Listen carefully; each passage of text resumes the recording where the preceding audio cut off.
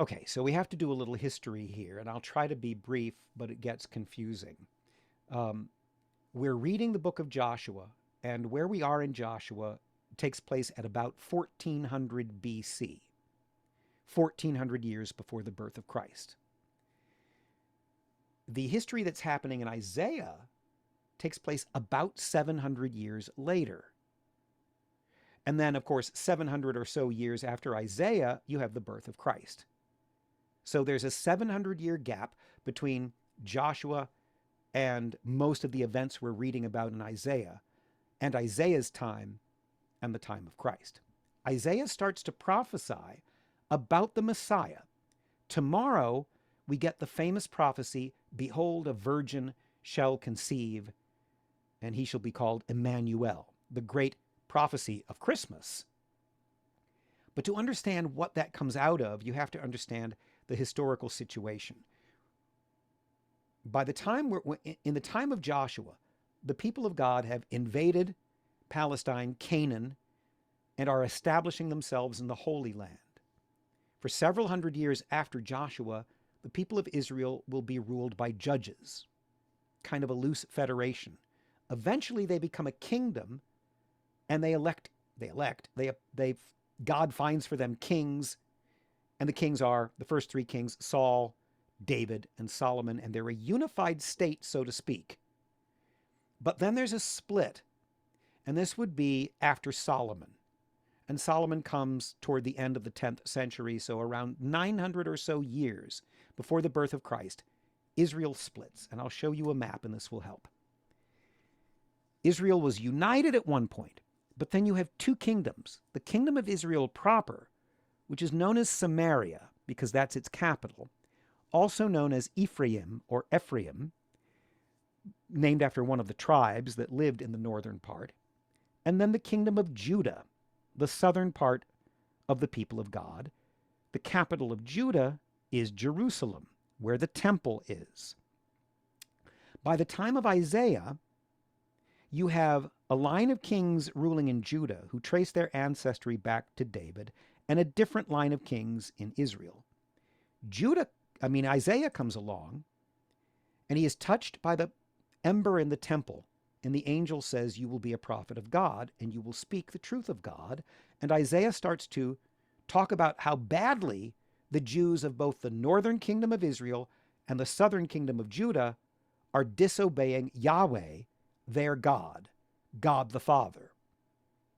But Isaiah becomes a counselor to King Ahaz, one of the kings of Judah in Jerusalem. And then what happens in Isaiah 7, which we are reading, is the people of the kingdom of Israel join forces with the kingdom of Syria or Aram Damascus. There's Damascus. And because there's pressure being put on them by the Assyrian Empire up there in the north. The Assyrian Empire is invading Damascus and Israel. So Damascus and Samaria, the northern kingdom, they come to Ahaz and they say, "Ahaz, we want you to join forces with us to defeat the Assyrians who are trying to invade Israel and Damascus." Now, they come to Ahaz, but Ahaz eventually says, "No, I'm going to do just the opposite. I'm going to join forces with the Assyrians and put pressure on both of you." Isaiah tells King Ahaz that's a bad idea. It ends up being a bad idea because in joining forces with the Assyrian Empire, Judah is in effect a vassal to them, or you might say a slave state to the Assyrians. To make a long story short, the northern kingdom is overrun by the Assyrians, and they're made to go into captivity into Assyria. The same thing eventually happens to the southern kingdom after the Assyrians are overrun by the Babylonians. But keep in mind there are two captivities. There's a captivity of the northern kingdom of Israel, which begins to happen in the 8th century BC. And by the time you get to the 6th century BC, the same thing happens to Judah. And the people of God are made to go into captivity into Assyria/Babylon. That's eventually what happens. And then the temple in Jerusalem is destroyed, the temple that Solomon builds, and then more happens later.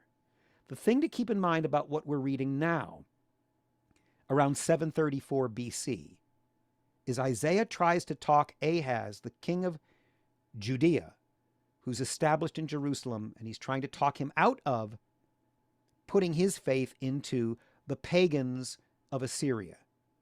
And he's trying to say, hold firm with the northern kingdom and trust in Yahweh, our God, God the Father. And Ahaz will tell him no.